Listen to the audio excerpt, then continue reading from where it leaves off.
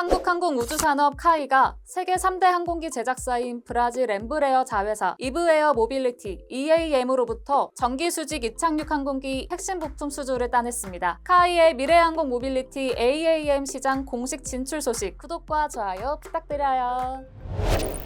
EAM은 현지 시간 14일 카이를 자사 eVTOL 파일론 공급업체로 선정했다고 발표했어요. 구체적인 공급 규모와 납품 일정 등은 알려지지 않았네요. 이번 계약이 의미 있는 건 카이가 AAM 부품 시장 진출 신호탄을 쏜 첫 번째 공식 파일론 수주 계약이란 점인데요. 카이가 파일론 설계, 제작 기술 개발과 사업화에 뛰어든 지 무려 6년 만입니다. 미래 모빌리티 분야 신사업으로 낙점한 2개 분야에서 접점을 가진 공급 계약을 확보했네요. 카이는 도심항공 모빌리티, 지역항공 모빌리티와 이 둘을 포함하는 AAM까지 미래 에어 모빌리티 분야를 집중 공략하고 있는데요. 기체 개발부터 부품 공급에 이르기까지 카이의 AAM 이야기 궁금하시죠? 조태현 기자에게 물어봤습니다.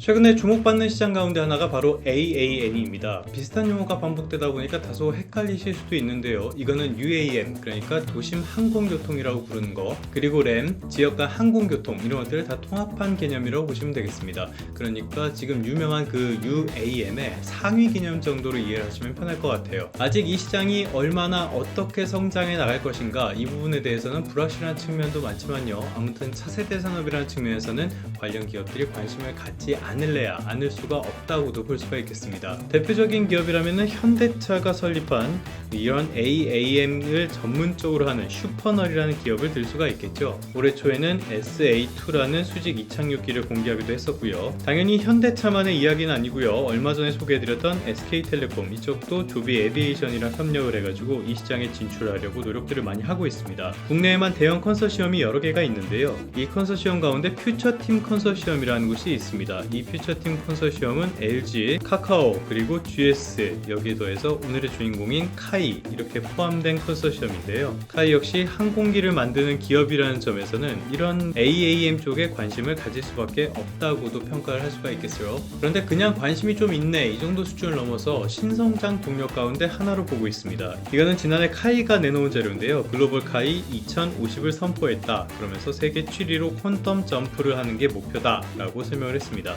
퀀텀 점프를 아무렇게나 할 수 있느냐? 그게 아니죠. 퀀텀 점프를 하기 위한 어떤 수단이 필요할 겁니다. 그 수단은 뭘로 잡았냐? 미래 6대 사업을 그 퀀텀 점프를 위한 어떤 로드맵을 삼겠다라는 내용도 같이 밝혔습니다. 어떤 게 있냐? 일단은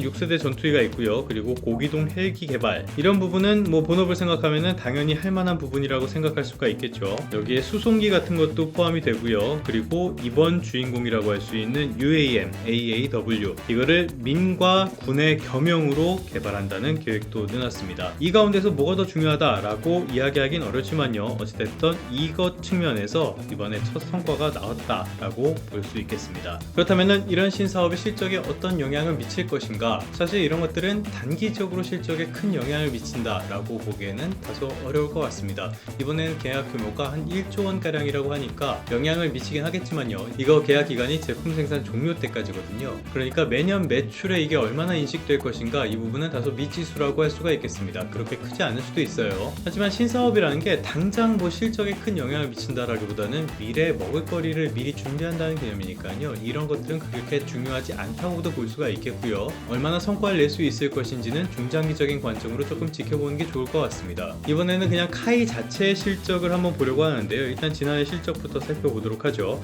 매출액이 지난해 이만큼 늘었습니다. 거의 1년 전보다 40% 가까이 그렇게 증가를 했고요. 영업이익은 더 좋아졌어요. 보시면은 70% 넘게 증가하는 그런 흐름이 나타났습니다. 그러니까 상당히 좋은 실적을 낸 건데요. 몇 가지 이유가 있습니다. 일단은 많이 들어보셨겠지만은 지금 한국 방산기업을 둘러싼 업황 자체가 상당히 좋다는 점, 이거를 들 수가 있겠고요. 또 4분기에 인도한 KA50, 이쪽의 마진율이 상당히 높았다고 해요. 또 마리논 보상 합의금, 이것도 일시적으로 반영이 됐습니다. 그러니까 전반적인 경영 환경이 괜찮은 가운데 자체 제품에 대한 경쟁력도 어느 정도 확보를 했고요. 여기에 더해서 일회성 요인까지 작용을 했다는 뜻입니다. 그런데 문제는 올해라고 할 수 있습니다. 1분기 국내 주요 방산 기업 가운데 가장 부진한 실적을 낼 것으로 예측이 되고 있는데요. 여기에도 몇 가지 이유가 있습니다. 있습니다. 이거는 미래에셋증권 리포트 보면서 설명을 드리도록 할게요. 일단은 폴란드에 수출한 FA50 이쪽의 매출 인식 자체가 다소 줄어든다고 합니다. 여기에 적자 사업이라고 할 수 있는 이라크 기지 재건 이쪽이 올해 상반기에 반영이 된다고 해요. 그렇기 때문에 올해 1분기뿐만이 아니라요, 상반기 전체적으로 실적이 다소 부진할 것으로 예상이 되고 있습니다.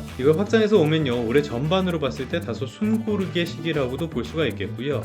또 하나는 지난해 워낙 실적이 좋았던 관계로 이런 것들이 역기조로 작용할 것도 좀 고려를 하셔야 될 것 같습니다. 다만 이런 부진이 체질화돼서 길게 이어질 것이냐, 이거는 그렇진 않을 거라는 게 대체적인 관점이에요.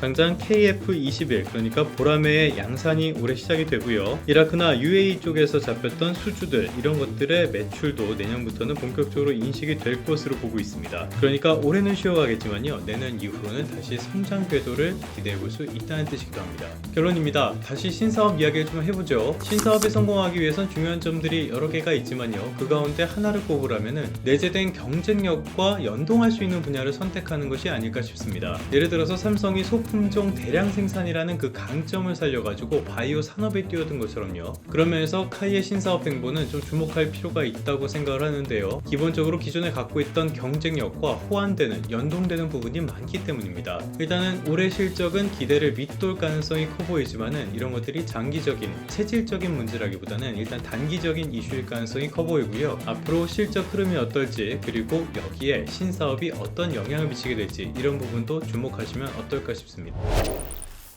그러면 성공 투자하시고요. 다음 시간에 다시 뵙도록 하겠습니다.